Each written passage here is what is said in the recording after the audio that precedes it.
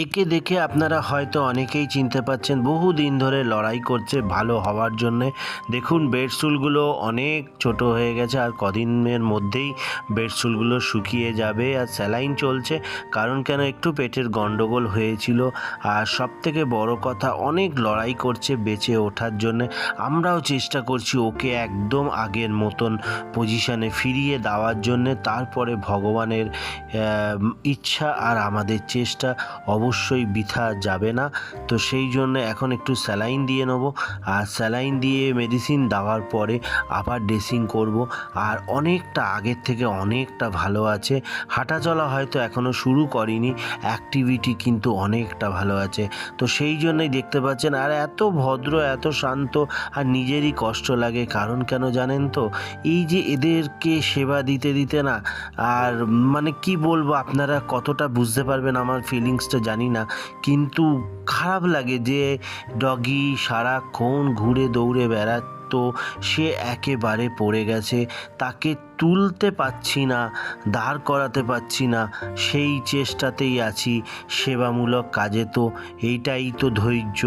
ও যেমন ধৈর্য ধরে ভালো হওয়ার চেষ্টা করছে, আমরাও চেষ্টা করছি যাতে ওকে ভালো করে তোলা যায়। অদম্য ইচ্ছা, অদম্য ভালোবাসা, অদম্য কি বলবো, আর কিছু বলার ভাষা খুঁজে পাচ্ছি না। ওর মালিক যথেষ্ট চেষ্টা করছে, আর আমিও চেষ্টা করছি, সবাই মিলে ও চেষ্টা করছে।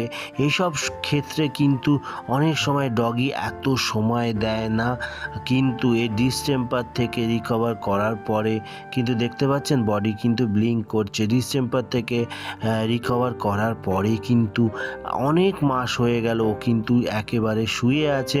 তার জন্যে বেডশুল হয়ে গেছে দুটো হাতের কোণায়, দুটো পায়ের কোণায়। তো সেই বেডশুলও রিকভার করছে। ও কিন্তু এখনও উঠে দাঁড়াতে পারিনি। ওকে দাঁড়ানোর জন্যে সব রকমের চেষ্টা আমরা করে যাচ্ছি। অবশ্যই ও দাঁড়িয়ে উঠবে। আপনারা ভগবানের কাছে প্রার্থনা করবেন যাতে ও খুব তাড়াতাড়ি সুস্থ হয়ে যায়। আমাদের যে চেষ্টা কোনোভাবেই যেন বিফলে না যায়। আর ওকে দাঁড় করাতে পারলে সব থেকে বেশি খুশি আমরাই হব।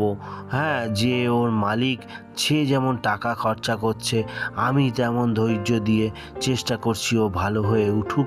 তো সেই মিলিয়ে ভিডিওটা শেয়ার করবেন, আর ভগবানের কাছে প্রার্থনা করবেন ও যাতে ভালো হয়ে আবার দৌড়াদৌড়ি